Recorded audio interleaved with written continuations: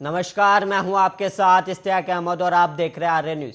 कांग्रेस के पूर्व अध्यक्ष राहुल गांधी ने आज मोदी सरकार पर तंज कसते हुए कहा कि इस सरकार में जीडीपी बढ़ने का मतलब है गैस, डीजल और पेट्रोल की कीमतों का बढ़ना। कांग्रेस नेता ने प्रेस कॉन्फ्रेंस कर कहा, मोदी जी कहते हैं जीडीपी बढ़ रही है, वित्त मंत्री कहती है जीडीपी का प्रोजेक्शन ऊपर की ओर है, और जीडीपी का मतलब क्या? गैस, डीजल और पेट्रोल जिसकी कीमत लगातार बढ़ रही है। और वहीं आपको बता दें कि राष्ट्रीय सांख्यिकी कार्यालय की तरफ से मंगलवार को जारी आंकड़ों के मुताबिक देश के सकल घरेलू उत्पाद में वित्त वर्ष 2021 से 22 की पहली तिमाही में 20.1% वृद्धि दर्ज की गई है। और राहुल गांधी ने कहा कि 2014 में नरेंद्र मोदी ने कहा था कि डीजल पेट्रोल के दाम बढ़ रहे हैं और 2014 में 410 रुपये सिलेंडर की कीमत थी, और वहीं आज 885 रुपये सिलेंडर की कीमत है, यानी गैस की कीमतों में 116% का इजाफा हुआ है। और पेट्रोल 71.5 रुपये प्रति लीटर था और आज 101 रुपये है, और वहीं 42% इजाफा हुआ है। और वहीं 97 रुपये प्रति लीटर डीजल था और अब 88 रुपये है, और वहीं फीसदी में इजाफा 55% डीजल में इजाफा हुआ है। और क्या कुछ कहा राहुल गांधी ने, आपको सुनाते हैं। आज मैं प्राइस राइज की, पेट्रोल, डीजल और गैस की कीमत के बारे में आपसे, देश की जनता से बात करना चाहता हूं। डीजल, पेट्रोल ये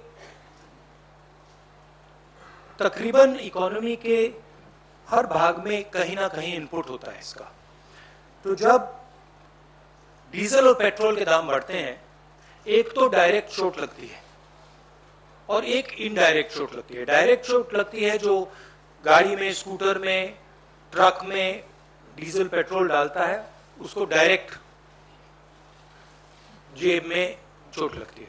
और इनडायरेक्ट जो लगती है, जब डीजल का, पेट्रोल का दाम बढ़ता है तो ट्रांसपोर्ट कॉस्ट बढ़ती हैं। ट्रांसपोर्ट कॉस्ट बढ़ती हैं तो सब चीज के दाम बढ़ते हैं। और पिछले 7 साल से हमने एक नया आर्थिक पैराडाइम देखा है। एक तरफ डीमोनेटाइजेशन, दूसरी तरफ मोनेटाइजेशन। ये एक तरफ डीमोनेटाइजेशन, दूसरी तरफ मोनेटाइजेशन। और फाइनेंस मिनिस्टर ने कहा, मोदी जी ने पहले कहा था मैं डीमोनेटाइजेशन कर रहा हूं, और फाइनेंस मिनिस्टर कहती रहती है मैं मोनेटाइजेशन कर रहा हूं। तो जनता ये पूछ रही है कि मोनेटाइजेशन किसका, डीमोनेटाइजेशन किसका? क्योंकि मोनेटाइजेशन हो रहा है तो किसी का तो हो रहा होगा, और डीमोनेटाइजेशन हो रहा है तो किसी का हो रहा होगा। तो मैंने आपके लिए, मोदी जी के लिए बहुत अच्छी तरह लिखा है। देखिए, डीमोनेटाइजेशन किसका हो रहा है? किसानों का हो रहा है, मजदूरों का हो रहा है, जो छोटे दुकानदार हैं, मिडिल साइज बिजनेस वाले हैं, स्मॉल बिजनेस वाले हैं, उनका हो रहा है, एमएसएमईज का हो रहा है, सैलरीड क्लास, सरकार के जो एम्प्लॉइज हैं उनका हो रहा है, और जो ईमानदार इंडस्ट्रियलिस्ट हैं उनका हो रहा है। अब मोनेटाइजेशन किसका हो रहा है? और वहीं एक विशेष अदालत ने नारद स्टिंग टैप मामले में धन शोधन निवारण कानून के तहत प्रवर्तन निदेशालय की शिकायत पर संज्ञान लिया है। और इसके बाद पश्चिम बंगाल के 2 मंत्रियों सुब्रत मुखर्जी और फिरहाद हकीम के अलावा 3 अन्य को बुधवार को समन जारी करने का आदेश दिया है। सीबीआई के विशेष न्यायाधीश ने आरोपियों को 16 नवंबर को पेश होने का आदेश दिया है। और अदालत ने 2 मंत्रियों और टीएमसी के विधायक मदन मित्रा के अलावा कोलकाता के पूर्व मेयर शोभन चटर्जी और भारतीय पुलिस सेवा के निलंबित अधिकारी एसएमएच मिर्जा के खिलाफ भी संज्ञान लिया है। और वहीं अदालत ने निर्देश दिया कि मुखर्जी, हाकिम और मित्रा को पश्चिम बंगाल विधानसभा अध्यक्ष के कार्यालय के माध्यम से समन भेजे जाएं, क्योंकि तीनों विधायक हैं। और इसके साथ ही अदालत ने निर्देश दिया कि अन्य 2 को समन सीधे उनके पते पर भेजा जाए।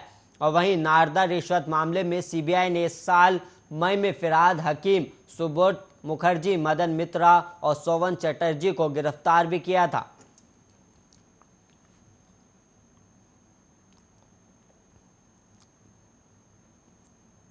और वहीं सरकार पोर्टल के मदद से देश के मजदूरों का राष्ट्रीय स्तर पर डेटाबेस तैयार करना है, जिससे इन मजदूरों को उनकी क्षमताओं के अनुसार योजना लाकर उसमें शामिल कर सके।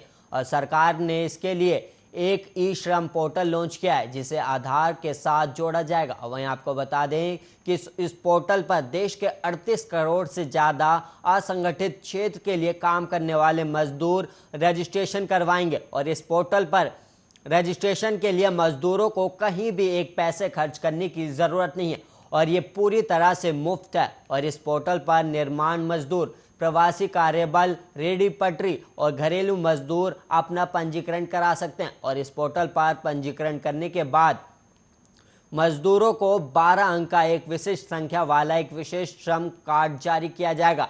इस कार्ड पर उनका नाम, पेशा, पता, शैक्षिक योग्यता, कौशल और परिवार की जानकारी होगी। और ये कार्ड भविष्य में उन्हें सरकार के सामाजिक सुरक्षा योजनाओं का लाभ देने में मदद करेगा। असंगठित क्षेत्र के कामगारों का डेटाबेस तैयार करने के लिए पहली बार ऐसा कदम उठाया गया है और सरकार का इस पोर्टल के जरिए सभी असंगठित श्रमिकों तक सरकारी योजना का लाभ पहुंचाने का है।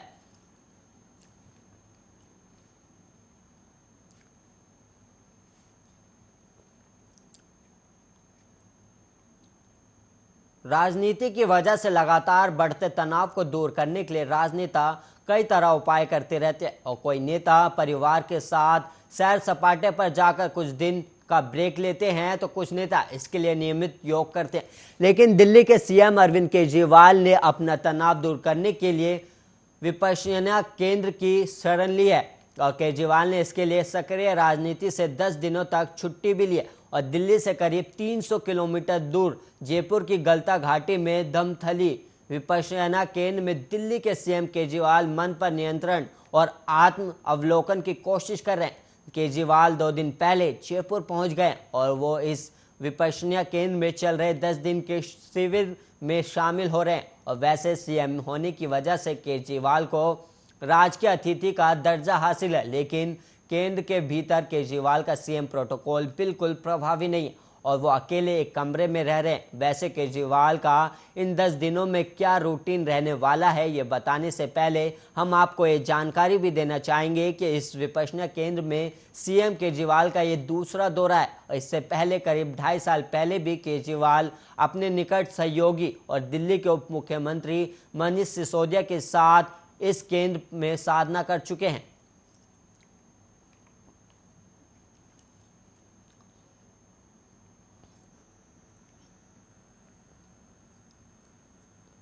इंटरनेशनल क्रिकेट काउंसिल ने संयुक्त अरब अमीरात और ओमान में खेले जाने वाले 2021 टी20 विश्व कप के लिए सभी देशों को अपनी टीम की घोषणा करने के लिए 10 सितंबर तक की समय सीमा तय की है। और इस बीच जानकारी मिली है कि भारतीय क्रिकेट कंट्रोल बोर्ड यानी कि बीसीसीआई ने टी20 विश्व कप के लिए 7 सितंबर को 15 सदस्यीय भारतीय टीम का ऐलान कर सकती है। और सूत्रों से मिली जानकारी के मुताबिक 7 सितंबर को 2021 टी20 विश्व कप के लिए टीम इंडिया का ऐलान होगा। और इससे ये साफ हो गया है कि आईपीएल 2021 में प्रदर्शन के आधार पर किसी खिलाड़ी को टी20 वर्ल्ड कप में जगह नहीं मिलने वाली, बल्कि चयनकर्ताओं और टीम मैनेजमेंट ने पहले ही अपने खिलाड़ी तय कर लिए हैं।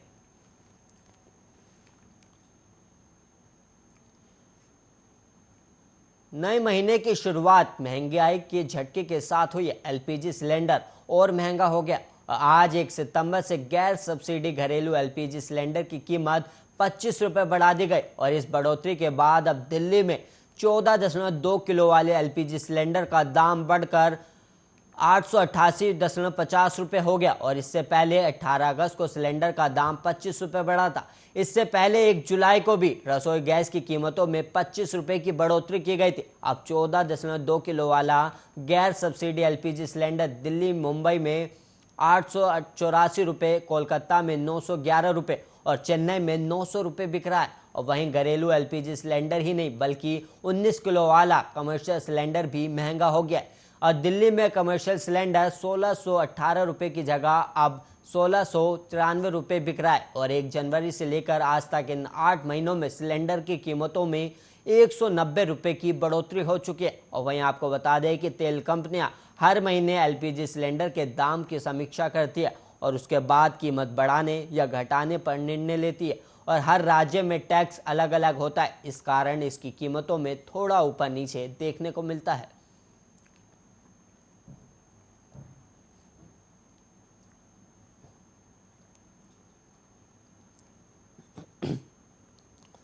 केरल और देश के कुछ अन्य राज्यों में कोरोना की हालत चिंताजनक बनी हुई है और कुछ जानकार इसे कोरोना की तीसरी लहर की शुरुआत के तौर पर भी देख रहे हैं। ऐसे में सरकार की कोशिश स्वास्थ्य व्यवस्था को मजबूत करने की है और वित्त मंत्री निर्मला सीतारमण ने कहा है कि सरकार तीसरी लहर को रोकने या उसके असर को कम करने की हर संभव कोशिश कर रही है। और वित्त मंत्री ने इस दिशा में टीकाकरण अभियान का जिक्र करते हुए कहा कि टीकाकरण अभियान की रफ्तार लगातार बढ़ाने की कोशिश की जा रही है और सीतारमण ने कोरोना के मद्देनजर देश की स्वास्थ्य व्यवस्था को मजबूत करने की आवश्यकता जताते हुए कहा कि देश में प्रशिक्षित डॉक्टरों और नर्सों के साथ साथ जांच जैसी सुविधाओं की और ज़्यादा ज़रूरत है। और साथ ही उन्होंने छोटे और मध्यम दर्ज के शहरों में अस्पतालों की क्षमता बढ़ाए जाने को भी जरूरी बताया। और वहीं वित्त मंत्री ने आगे कहा कि कोरोना से प्रभावित अर्थव्यवस्था को वापस पटरी पर लाने के लिए स्वास्थ्य सेक्टर को मजबूत किए जाने से जुड़े एक वेबिनार को संबोधित किया। वेबिनार में बोलते हुए नीति आयोग के सदस्य और कोरोना से जुड़े एक टास्क फोर्स के अध्यक्ष डॉक्टर वी.के. पॉल ने अस्पतालों में मरीजों के लिए बेड की संख्या को बेहद कम बताया है।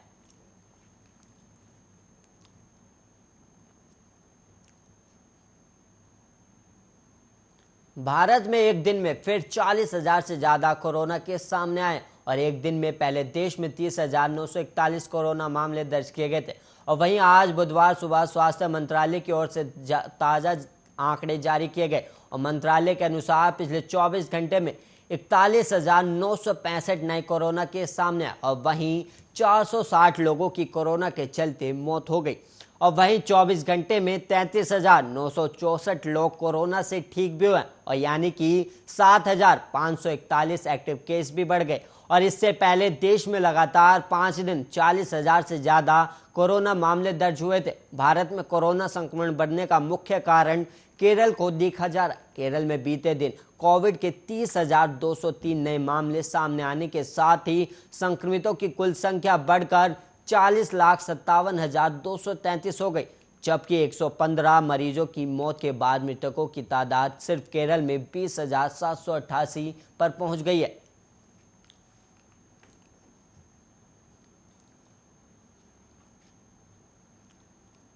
केंद्रीय कर्मचारियों के बैंक अकाउंट में अगस्त के महीने में पहले से ज़्यादा सैलरी आई है और केंद्र ने जुलाई में महंगाई भत्ते की दर को 17% से बढ़ाकर 28% बढ़ाने का ऐलान किया था और ये डीए अगस्त की सैलरी में जुड़कर आया है। और केंद्र सरकार के करीब 1.14 करोड़ कर्मचारियों और पेंशनधारियों को फायदा हुआ है और डीए और डीआर में बढ़ोतरी से सरकारी खजाने पर करीब 34,000 करोड़ रुपए का अतिरिक्त बोझ पड़ा है और केंद्रीय कर्मचारियों का महंगाई भत्ता बढ़कर 28% हो गया। और उदाहरण के लिए अगर किसी कर्मचारी की बेसिक सैलरी 20,000 रुपये है तो पहले 17% के हिसाब से 34 रुपये प्रति महीना डीए मिल रहा था। अब ये डीए बढ़कर 5600 रुपये हो गया, यानी कि महीने की सैलरी में 2200 रुपये का इजाफा हुआ है। और इस तरह अगर बेसिक सैलरी 50,000 रुपये महीना है तो डीए 8500 रुपये से बढ़कर 14,000 रुपये हो गया, यानी कि महीने में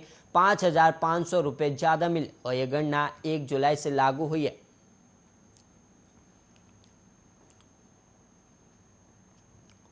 कोरोना की तीसरी लहर के खतरे के बीच टीकाकरण के मोर्चे से एक अच्छी खबर सामने आई है और वहीं भारत में कोरोना वैक्सीनेशन को लेकर नया रिकॉर्ड बना है। भारत ने एक दिन में 1,32,00,000 से ज़्यादा वैक्सीन डोज देकर अपना ही पुराना रिकॉर्ड तोड़ दिया है। 31 अगस्त को एक ही दिन में 1,32,45,266 डोज लगाई गई। इनमें 1,35,652 पहली डोज और 32,09,614 दूसरी डोज शामिल है। और इसके साथ ही भारत ने अब तक 65,32,00,000 डोज दे दिए हैं और भारत में कुल डोज का यह आंकड़ा कितना बड़ा है इसे इस तरह से समझा जा सकता है कि यह अमेरिका की कुल आबादी का दुगना है, यानी भारत ने अकेले अब तक अमेरिका की दुगनी आबादी के बराबर वैक्सीन डोज लगाए हैं। और पिछले एक हफ्ते में भारत ने हर रोज औसतन 74 लाख से ज़्यादा वैक्सीन डोज लगाए हैं। जाहिर है दुनिया में आज कोई भी देश इतनी तेज़ी से हर रोज़ वैक्सीन नहीं लगा रहा है और जितनी तेज़ी से भारत लगा रहा है। और वहीं हर दिन सबसे अधिक टीके लगाने के मामले में आज भारत पहले नंबर पर है। भारत के बाद दूसरे नंबर पर ब्राज़ील है, लेकिन ये भारत के 74.9 लाख हर दिन वैक्सीन लगाने के मुकाबले एक चौथाई से भी कम, यानी हर रोज 17.4 लाख वैक्सीन डोज लगा रहा है।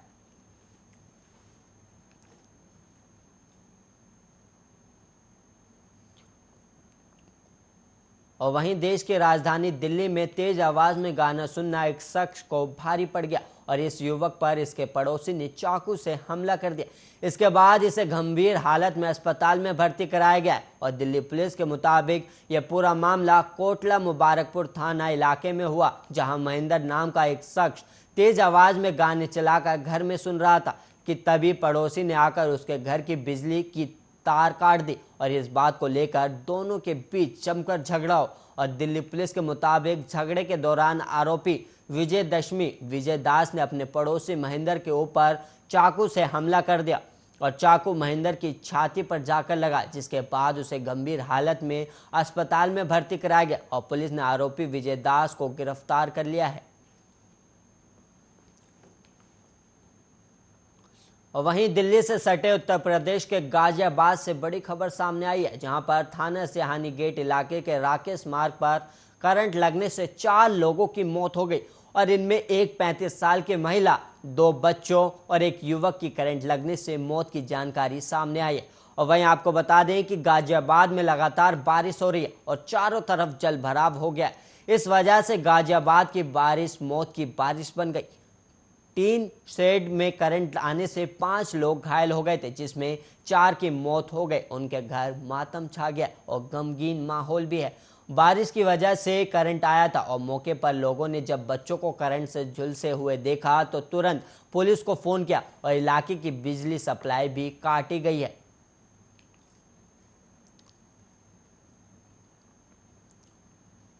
सुप्रीम कोर्ट ने यौन हमलों के मामलों में आजीवन कारावास सहित अलग अलग अवधि की कैद की सजा काट रहे आसाराम की वो याचिका खारिज कर दी, जिसमें स्वयंभू बाबा ने अपना आयुर्वेदिक उपचार के लिए सजा को कुछ महीने निलंबित करने का अनुरोध किया था। और अदालत ने आसाराम का आग्रह खारिज करते हुए कहा कि अपराध किया गया अपराध किसी भी तरह साधारण अपराध नहीं था और पीठ ने याचिका खारिज करते हुए मौखिक रूप से कहा, यह किसी भी तरह साधारण अपराध नहीं था, आपको आपका पूरा आयुर्वेदिक उपचार जेल में ही मिलेगा। और वहीं आपको बता दें कि इससे पहले आसाराम की याचिका पर जून में सुप्रीम कोर्ट ने नोटिस जारी करते हुए एक हफ्ते में राजस्थान की सरकार से जवाब मांगा था। आसाराम ने राजस्थान हाईकोर्ट के उस फैसले को चुनौती दी थी जिसमें उनके बेहतर मेडिकल इलाज के लिए उनकी सजा के अस्थायी निलंबन की मांग ठुकरा दी गई थी। और वहीं इसी के साथ इस बुलेटिन में इतना ही। ऐसे ही देश और दुनिया की तमाम खबरों के लिए आप देखते रहिए आर्या न्यूज़।